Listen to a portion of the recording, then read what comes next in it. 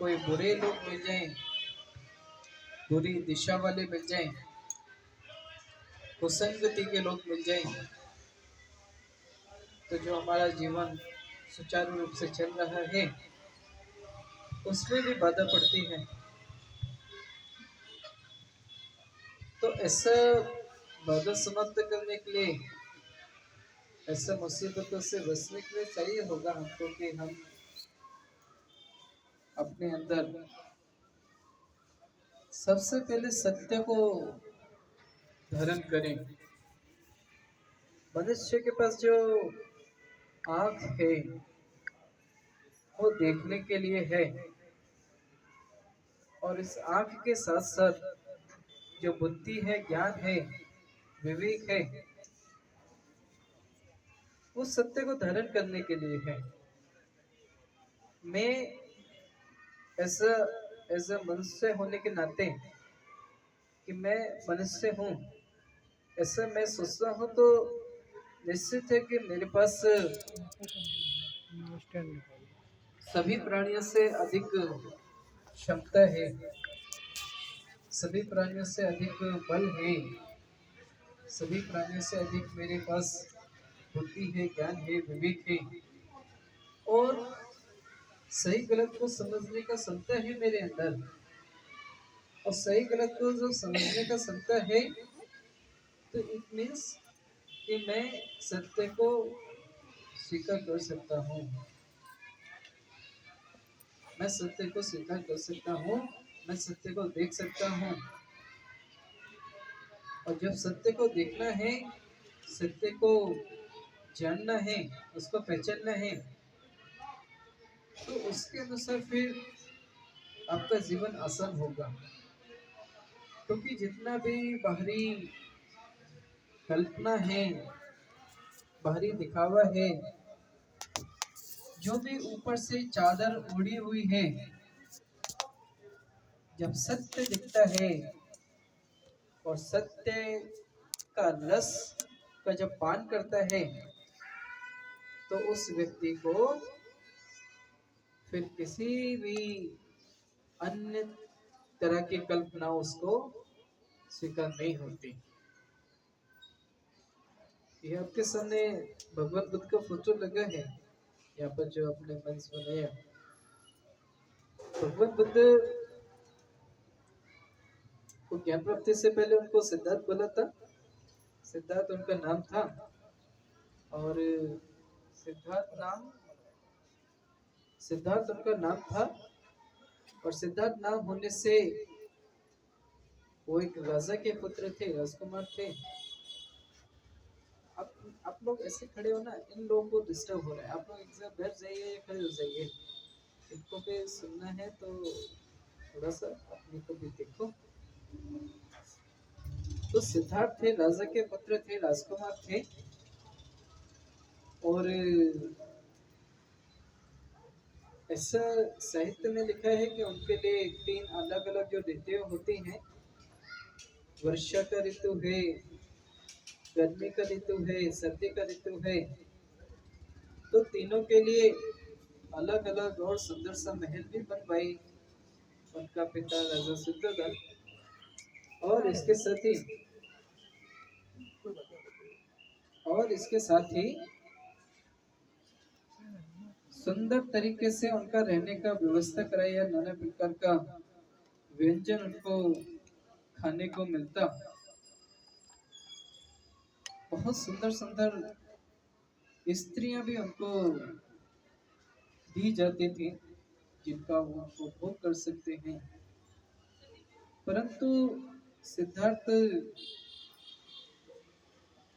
ये जो सांसारिक जीवन है उसमें ज्यादा मन नहीं लगा पाते थे। वो कहते थे कि ये जो सांसारिक जीवन है, ये मैं इसको देख पाता हूँ कि ये नित्य नहीं है, ये अनित्य है, और जो अनित्य है उसमें मैं सुख नहीं पा सकता। तो इसलिए उसमें जब सुख मैं पा नहीं सकता, जो समाप्ति होने वाला है, तो उसके प्रति मेरा कोई विशेष कोई लगाव नहीं है, कोई उसके प्रति मेरा राग की भावना नहीं है, उसके प्रति कोई मेरा प्रेम का चाहत का भावना नहीं है। तो ऐसा अपना मन का सोच करके, ऐसा विचार करके और इस सत्य को देख करके सिद्धार्थ गौतम ने अपना गृह त्याग किया। और जो गृह त्याग किया तो वो सत्य की खोज के लिए गृह त्याग किया, है ना। सिद्धार्थ गौतम ने जो गृह त्याग किया वो सत्य की खोज के लिए गृह त्याग किया। और जब उनको बुद्धत्व प्राप्ति हुआ, मुख्य प्राप्त हुआ, निर्वाण प्राप्त हुआ, बोधि प्राप्त हुआ, तब उसके पश्चात जो उन्होंने सत्य को देखा, उसके पश्चात वो समस्त 45 वर्ष तक, जब तक उनका जीवन रहा, 35 वर्ष से 80 वर्ष की आयु तक, वो सत्य को ही देखे, सत्य के ही रस को स्वाद चखे, सत्य का ही उपदेश दिया। और निडर होकर के, एकदम भय रहित होकर के, सिंहनाद की तरह, शेर की तरह एकदम सत्य को बोलने वाला, कोई स्वीकार उसको करता है तो करे, अगर उसको नहीं करता है तो उसको प्रयत्न करते कि वो सत्य को ठीक से समझे। क्योंकि सबसे बड़ी समस्या क्या है इस लोक में कि मनुष्य के पास विवेक नहीं है, बुद्धि नहीं है, ज्ञान नहीं है। और थोड़ा बहुत बुद्धि है, ज्ञान है, विवेक है, उसका भी वो लाभ नहीं लेता, परंतु बल्कि अपना जो पूर्व उसके जो अवधारणा उसके चित्त में समाई होती है, उसी के अनुरूप जीवन चलाता है। और जो तार्किक होता है, वैचारिक होता है, तो वो व्यक्ति फिर सही और गलत को पहचानता है तो सत्य को धारण करने में उसको आसानी होता है। तो हम बुद्ध को मानने वाले, भगवत सब को मानने वाले, दिल्ली जैसे महानगर में रहने वाले, नाना प्रकार की सुख और सुविधाओं से लिप्त हैं, सुख और सुविधाओं का उपभोग करते हैं, तो क्या ऐसा हमको महसूस करना चाहिए कि मनुष्य का जन्म पाना दुर्लभ होता है, कठिन होता है, और मनुष्य का जीवन सुखी बनाने में अनेकों लोगों का बहुत त्याग रहा है, संघर्ष रहा है, परिश्रम रहा है।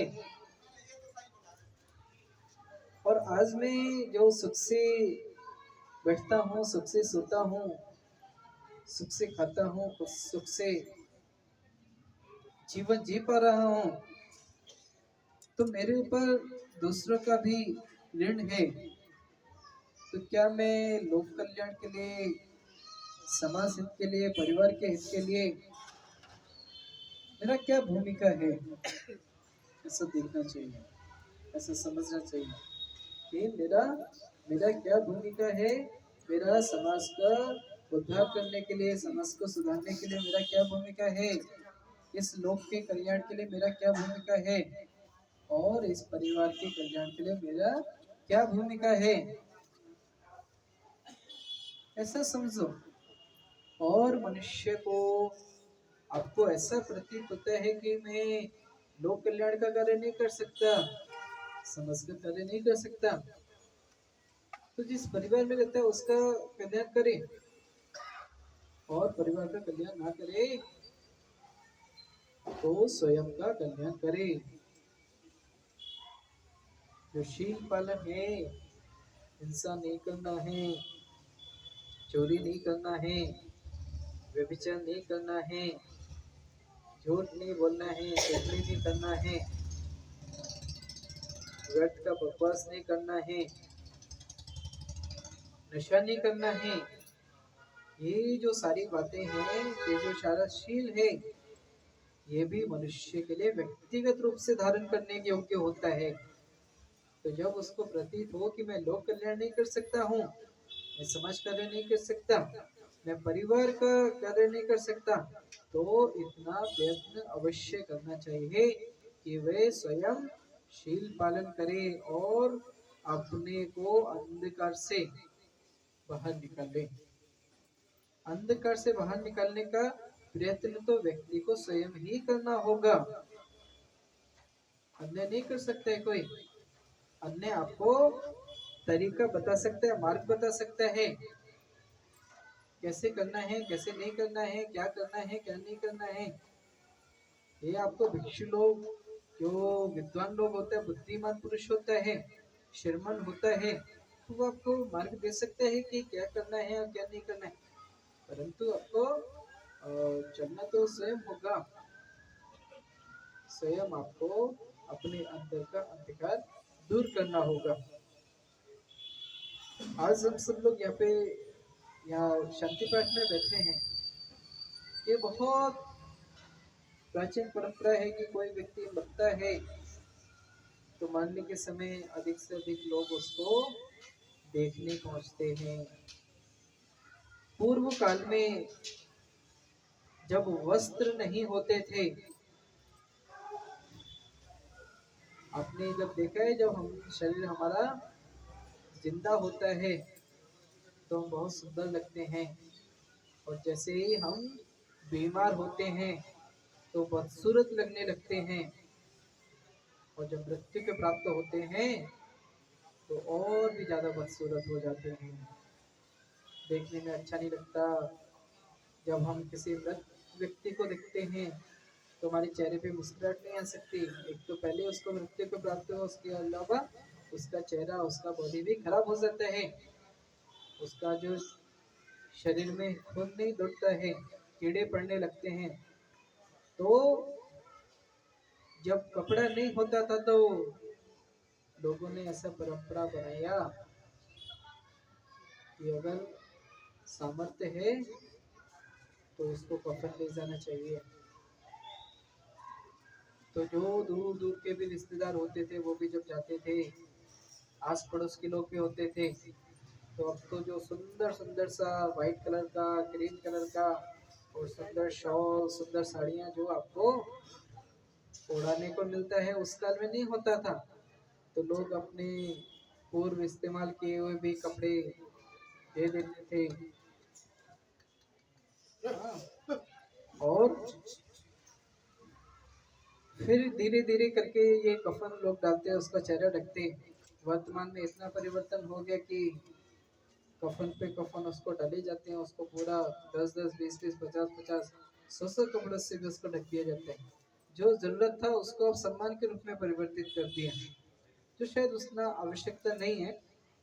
और इसके साथ जो मृत हुए जो व्यक्ति है, उसका परिवार होता है, तो उसको शांति देने के लिए, उसका हौसला बढ़ाने के लिए उसके परिवार पे लोग जाते हैं, उससे बातें करते हैं, उसको समझाते हैं, उसको ऐसा आश्वासन देते हैं कि हम हैं आपके साथ, परेशान होने का आवश्यकता नहीं है, दुखी होने का आवश्यकता नहीं है।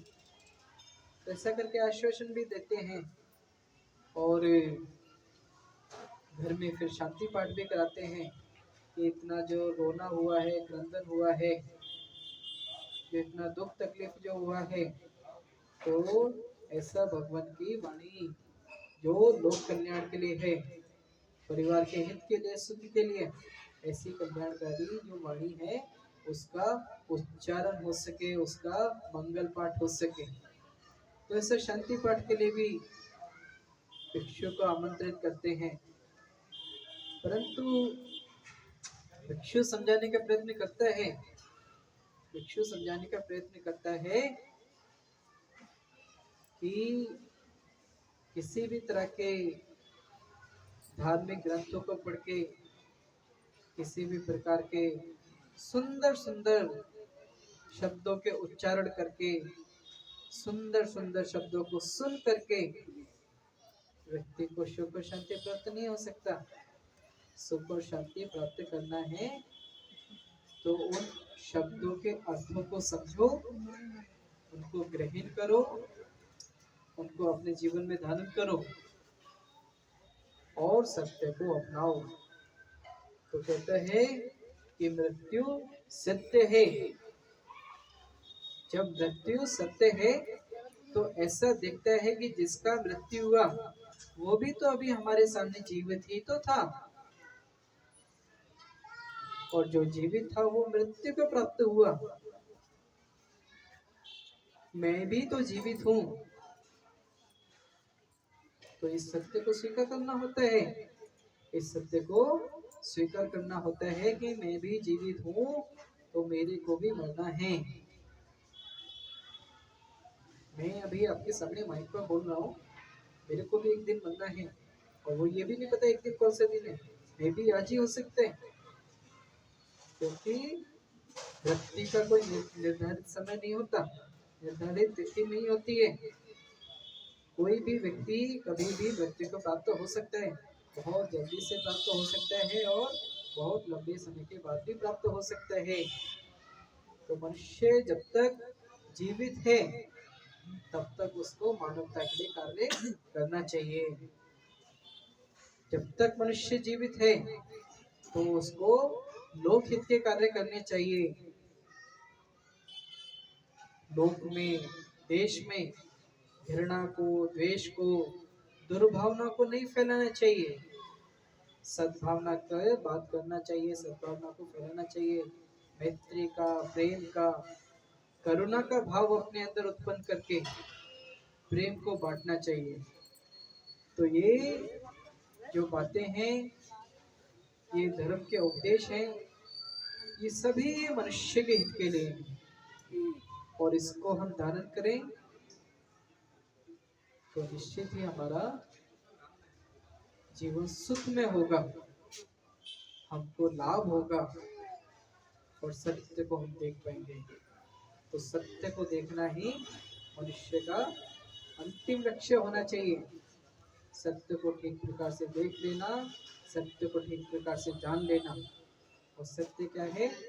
दुख सत्य है, दुख का कारण सत्य है, दुख का निवारण सत्य है, और दुख निवारण का मार्ग सत्य है। तो इट मीन्स जीवन में दुख है, दुख का कारण है, दुख का निवारण भी है, और निवारण का मार्ग भी है। तो व्यक्ति को अपने जीवन में व्यायाम, सम्यक व्यायाम, सम्यक कोशिश, अर्थात जीवन में सत्य के लिए, सत्कर्मों के लिए प्रयत्नशील रहना चाहिए। तो प्रयत्नशील होते होते, रहते हुए हम सुख को प्राप्त होते हैं, समस्याओं से दूर होते हैं, दुख से मुक्त होते हैं। तो इन्हीं शब्दों के साथ आपको, आपके परिवार को, आए हुए सभी उपासक, उपासिकाएं, सभी धर्म मित्र, सभी रिश्तेदार बंधुओं को